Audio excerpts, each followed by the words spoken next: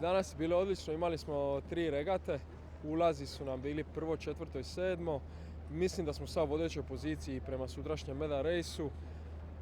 Što reći, danas smo se stvarno dobro zabavili, imali smo odlične momente, imali smo i loše momente, ali smo se uspjeli kroz regatu izvlačiti i zbog toga smo najviše zadovoljni.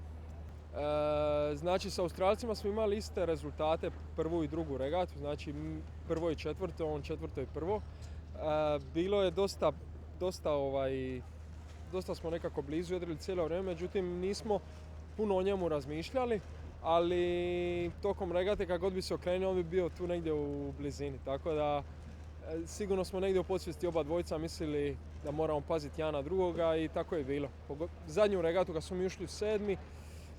On lošije, također smo bili cijelu regatu blizu jedan drugoga, međutim on je u zadnju krmu izgubio, mi smo imali malo više sreće i to je to.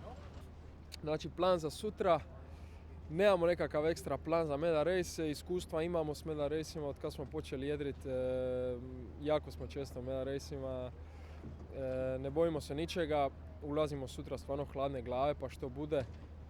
Najbitnije je dobro pročitati polje, dobro pročitati uvjete, natrimat brod da brzina štima i idemo se zabaviti i idemo odvoziti što je bolje moguće.